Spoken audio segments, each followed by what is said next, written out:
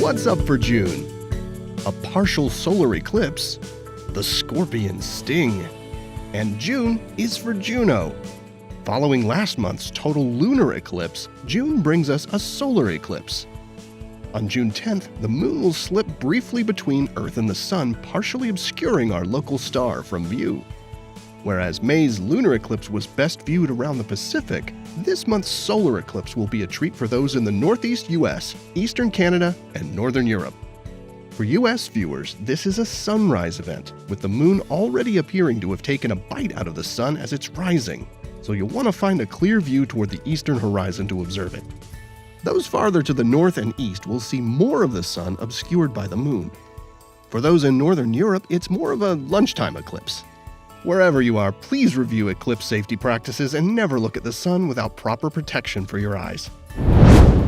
On summer evenings, you may notice a curved grouping of stars crawling across the southern sky, among them a brilliant red beacon. This is the constellation Scorpius, the Scorpion, and beginning in June, it's the prime time to look for it. This grouping of stars has been thought of as having the shape of a scorpion going back to ancient times in the Mediterranean and Middle East. In the Greek myth, the scorpion's deadly sting brought down the great hunter Orion. And that's why, the story goes, we find them on opposite sides of the sky today. This pattern of stars also has been seen as part of a great dragon in China and the fishhook of the demigod Maui in Hawaii. That fishhook shape also forms the tail of the scorpion. At the beginning of June, if you're in the northern hemisphere, the scorpion's tail might be below the horizon for you early in the evening. It rises over the first few hours after dark. But by the end of the month, the scorpion's tail will be above the horizon after sunset for most stargazers.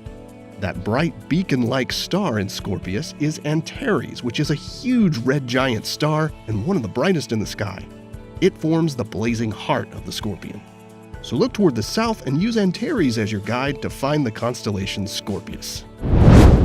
Finally this month, you'll remember back in December when Jupiter and Saturn had their incredibly close meetup in the sky.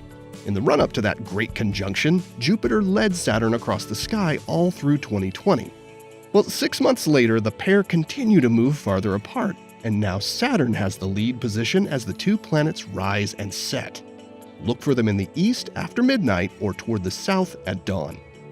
And for more Jupiter excitement in June, NASA's Juno spacecraft is making its next close flyby over Jupiter on June 8th, and this time it will also make a low-altitude flyby over the planet-sized icy moon Ganymede on June 7th. This is the first of several planned flybys of the Jovian moons by Juno over the next couple of years that include encounters with icy Europa and volcanic Io. Here are the phases of the moon for June. You can catch up on all of NASA's missions to explore the solar system and beyond at nasa.gov.